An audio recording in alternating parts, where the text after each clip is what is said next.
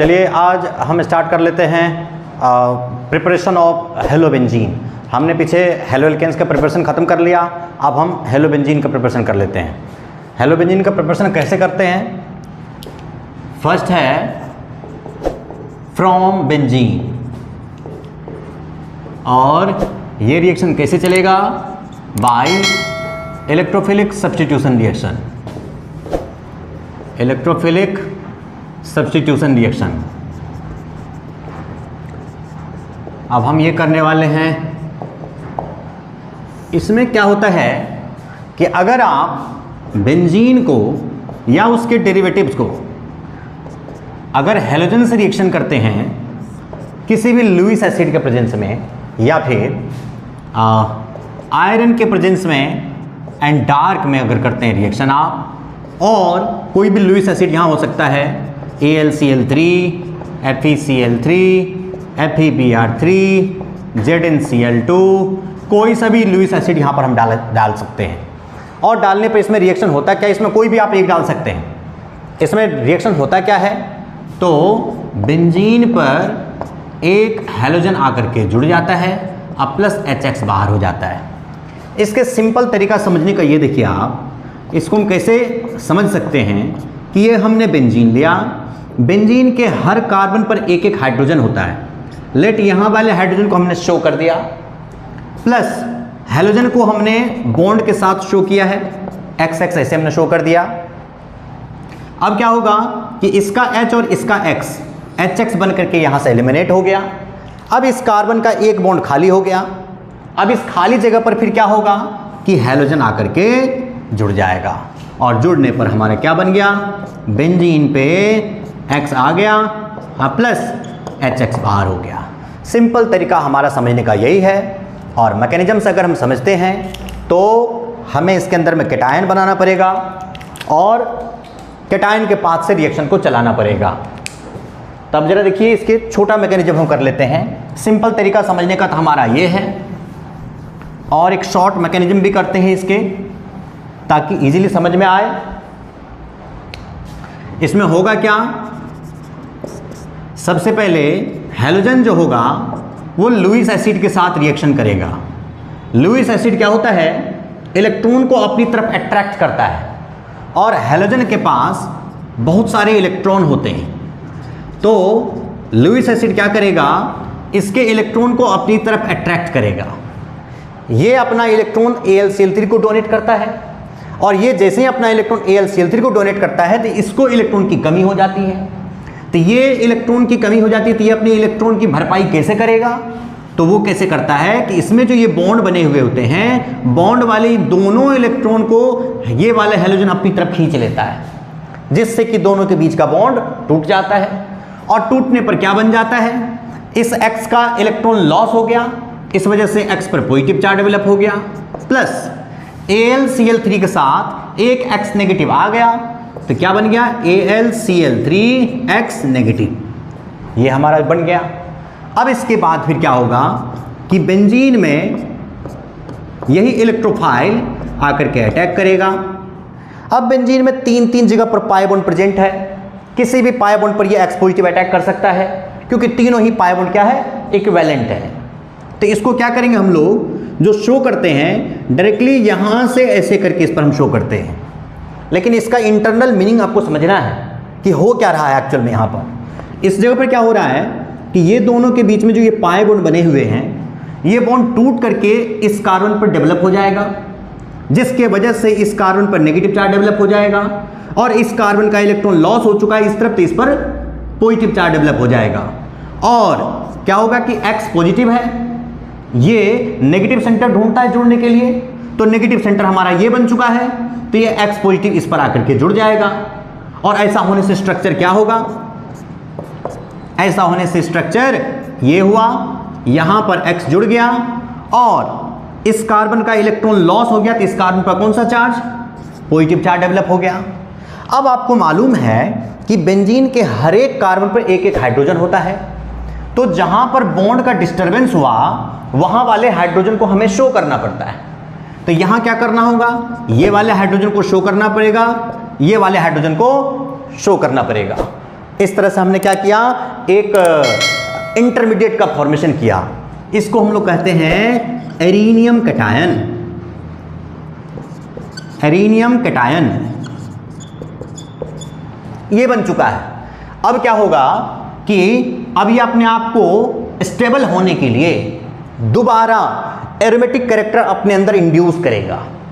Since ये aromatic compound था, X positive के अटैक होने की वजह से इसका क्या हुआ है, एरोमेटिक कैरेक्टर डिस्टर्ब हो चुका है, एक पाई बॉन्ड खत्म हो चुका है, तो अपने आप को फिर से रीगेन करेगा एरोमेटिक कैरेक्टर।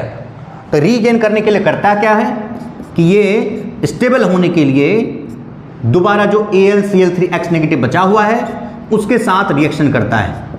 कैसे करेगा रिएक्शन,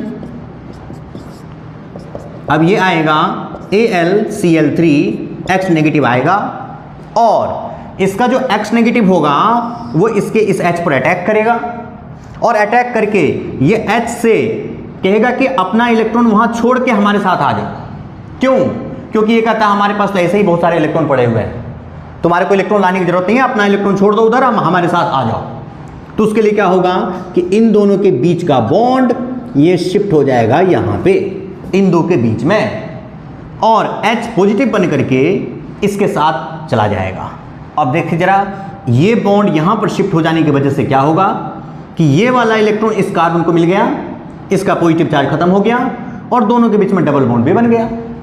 तो ऐसा होने से प्रोडक्ट क्या बन जाएगा, ऐसा होने से इसके प्रोडक्ट इधर बना देता हूं मैं, ऐसा होने से प्रोडक्ट हमारा ये बन गया, यहां पर X आ गया और जैसे ही यहां पर ये डबल बॉन्ड बनेगा, एरोमेटिक कैरेक्टर जैसे ही इसके अंदर में इंड्यूस होगी, ये वाले हाइड्रोजन को शो करना हम बंद कर देंगे।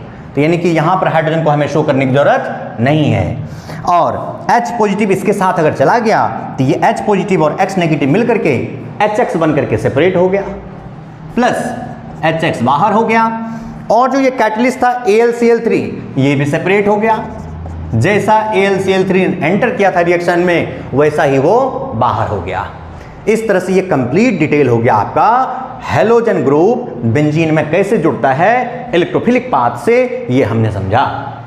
अब जरा देखिए इसके एक्सपेंडेड फॉर्म क्या होगा कि अगर कोई सब्स्टिट्यूटेड बेंजीन होता है उसमें हैलोजन ग्रुप का अटैक होता है तो किस जगह पर होता है वो भी आपको सोचना पड़ता है।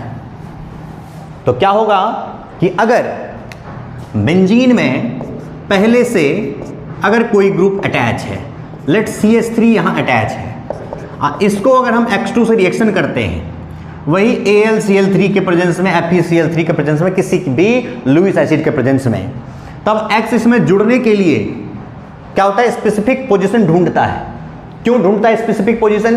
क्योंकि ये ऑलरेडी जुड़ा हुआ है, ये डायरेक्ट करता है इसको कि तुम्हें कहां जुड़ना है, इसके हिसाब से ये जुड़ेगा।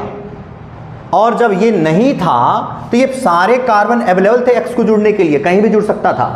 अब ये रहने की वजह से ये एक डायरेक्टर हो गया और ये डायरेक्ट कर रहा है इसको कि तुम्हें कहां जुड़ना है। तो डायरेक्ट क्या कर रहा है, तो CH3 ग्रुप क्या करता है, हाइपर कंजुगेशन इफेक्ट करता है और इसका हाइपर कंजुगेशन जो होता है जस्ट लाइक +R इफेक्ट होता है।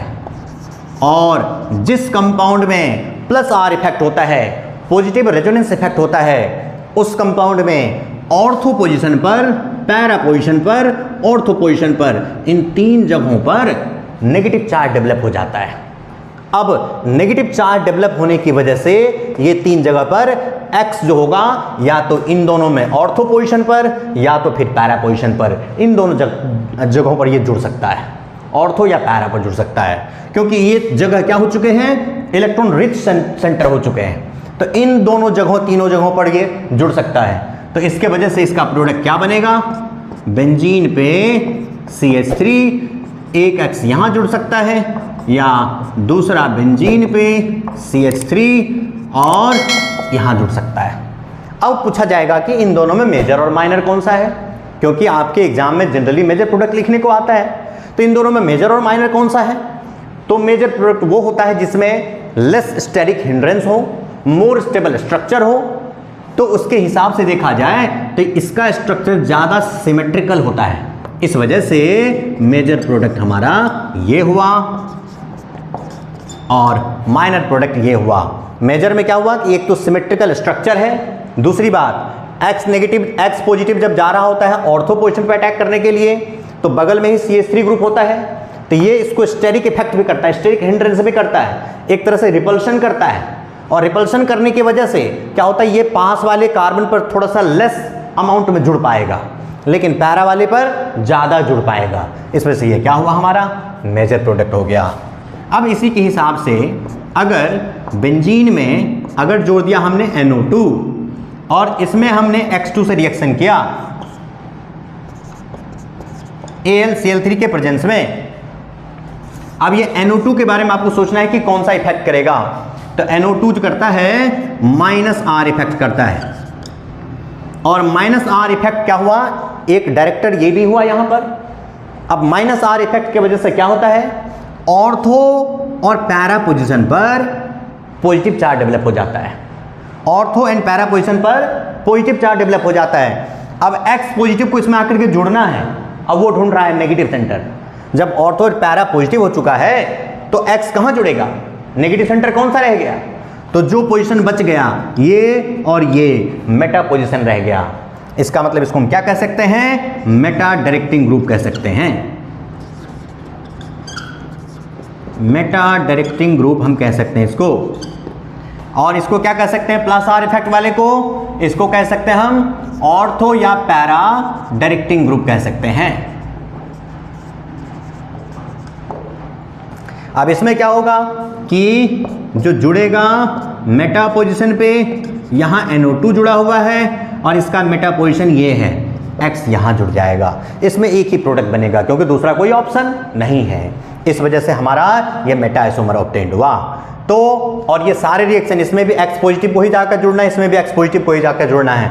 इस तरह से हम क्या कर सकते हैं, हैलोजन को हम जोड़ सकते हैं। और X इक्वल टू इन सारे रिएक्शन में क्या क्या था, Cl और Br था।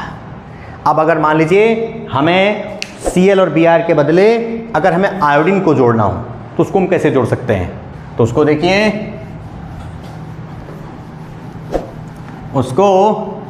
उसके लिए हमें थोड़े से एक्स्ट्रा रिएजेंट की जरूरत होती है।